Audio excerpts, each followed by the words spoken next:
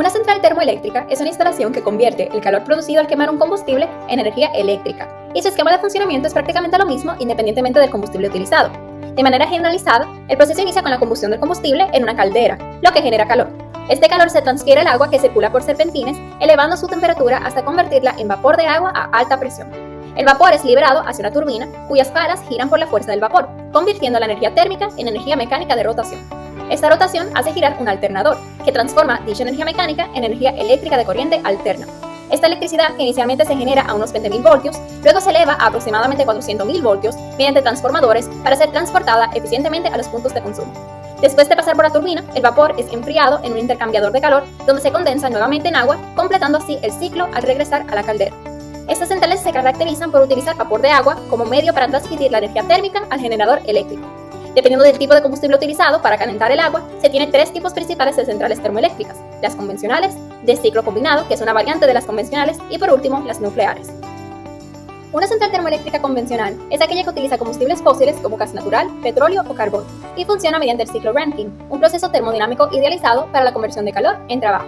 En este ciclo, el fluido de trabajo más comúnmente utilizado es el agua, debido a su bajo costo, disponibilidad y alta entalpía de vaporización. El agua circula por varios dispositivos de flujo estacionario. Primero, entra a la bomba como líquido saturado y es comprimida isentrópicamente hasta alcanzar la presión de operación de la caldera. Luego en la caldera se le agrega calor a presión constante, transformándola en vapor sobrecalentado. Este calor proviene de la combustión de los combustibles fósiles mencionados anteriormente. El vapor sobrecalentado entra a la turbina, donde se expande isentrópicamente y produce trabajo mecánico útil que se convierte en electricidad mediante un generador acoplado. Durante la expansión, se disminuye tanto la presión como la temperatura del vapor, el cual normalmente termina como una mezcla húmeda con alta calidad. Luego, el vapor pasa al condensador, donde se enfría a presión constante hasta convertirse nuevamente en líquido saturado. Este proceso de rechazo de calor, que usualmente se realiza hacia un medio externo como un río, lago o incluso el aire, es lo que cierra el ciclo. En un diagrama temperatura-entropía, el área encerrada por el ciclo representa el trabajo neto producido. La central termoeléctrica de ciclo combinado, que es una variante de la convencional, se caracteriza por utilizar exclusivamente gas natural como combustible y por integrar dos ciclos termodinámicos de manera consecutiva. Primero el ciclo de Brayton, que le corresponde a una turbina de gas, y luego el ciclo de Rankine, que le corresponde a una turbina de vapor. El ciclo de Brayton ideal consta de cuatro procesos principales de flujo estacionario: la compresión isentrópica del aire en un compresor, la adición de calor a presión constante en una cámara de combustión, la expansión isentrópica del gas caliente en una turbina y finalmente el rechazo de calor a presión constante. Durante la compresión, el aire aumenta su presión y temperatura. Luego, en la cámara de combustión, el gas natural se quema con el aire comprimido, elevando significativamente la temperatura de los gases. Estos gases de alta energía se expanden en la turbina de gas, generando trabajo útil.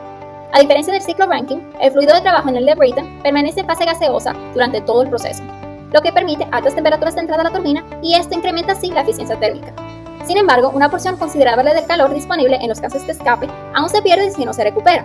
Para evitar esto, dichos gases calientes se canalizan hacia una caldera de recuperación de calor, donde se inicia el segundo ciclo, el ciclo de Rankine, donde el calor residual calienta el agua en la caldera para producir el vapor a alta presión que mueve la turbina de vapor y completa el ciclo con la condensación. Como se puede apreciar, esta combinación en serie del ciclo Brayton y el de Rankine permite aprovechar más energía de combustión y alcanzar mayores eficiencias térmicas. Por otro lado, una central termoeléctrica atómica genera electricidad aprovechando el calor liberado por la fisión nuclear de átomos pesados como el uranio 235 dentro de un reactor nuclear. La fisión ocurre cuando un neutrón impacta el núcleo del átomo, dividiéndolo en dos fragmentos más pequeños y liberando una gran cantidad de energía térmica, aproximadamente 200 megaelectrovoltios por reacción. Este proceso es cuidadosamente controlado en el reactor, y el calor generado se usa para evaporar agua en la central termoeléctrica, produciendo vapor a alta presión. Siguiendo el ciclo termodinámico de Rankine, este vapor se canaliza hacia una turbina, donde se convierte en energía mecánica, que luego un generador transforma en electricidad. El reactor nuclear es el componente esencial de estas centrales, ya que de él proviene la fuente de energía que mueve todo el sistema. Entre los tipos más comunes de reactores se destacan el reactor de agua a presión, que mantiene el agua a alta presión sin que hierva dentro del reactor, y el reactor de agua en ebullición, donde el agua hierve directamente en el reactor para generar vapor. Dada la naturaleza de los materiales radiactivos utilizados en estas centrales, la seguridad es fundamental. Incluso, estas centrales cuentan con un edificio de contención y sistemas de protección que controlan la operación y previenen fugas radiactivas. Además, se generan residuos radiactivos de larga duración, que deben ser almacenados cuidadosamente con el combustible nuevo dentro de un edificio de combustible.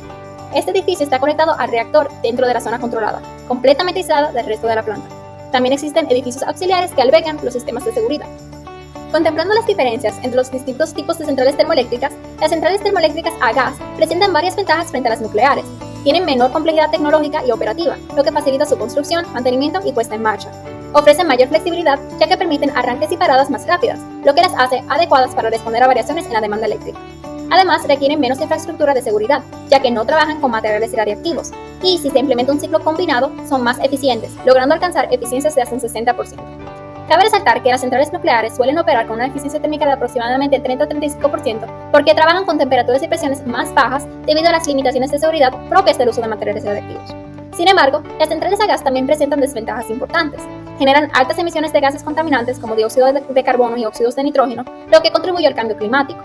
Además, dependen de un recurso fósil no renovable, lo que las hace vulnerables a la escasez o al aumento de los precios del gas. Aunque su inversión inicial es menor, pueden también implicar un mayor costo operativo a largo plazo, debido al consumo constante del combustible. Del mismo modo, las centrales termoeléctricas nucleares presentan ventajas importantes frente a las centrales a gas. En primer lugar, no emiten gases de efecto invernadero durante su operación, y por ende no contribuyen al calentamiento global, lo que las convierte en una fuente de energía más limpia desde el punto de vista ambiental. Además, el combustible nuclear es extremadamente eficiente. Una pequeña cantidad de uranio puede generar una gran cantidad de electricidad, lo que les otorga una alta capacidad de producción energética estable. También se destacan por su funcionamiento continuo y su larga vida útil, siendo ideales para cubrir la demanda base del sistema eléctrico. Incluso, hoy en día, su vida útil puede extenderse de 60 hasta 80 años. Al no depender del gas natural, estas centrales también reducen la vulnerabilidad energética ante crisis geopolíticas o fluctuaciones del mercado. Sin embargo, las centrales nucleares también tienen desventajas significativas. Su costo inicial es muy elevado y requieren largos tiempos de construcción, lo que implica una barrera económica considerable. Además, el almacenamiento de los residuos radiactivos de larga duración requiere una gestión compleja durante miles de años. Aunque los accidentes nucleares, como el accidente de Chernobyl en 1986, son poco frecuentes, el riesgo asociado también puede tener consecuencias catastróficas para la salud y el medio ambiente. Su operación, por ende, exige una alta complejidad técnica y regulatoria, incluyendo personal especializado y estrictos protocolos de seguridad.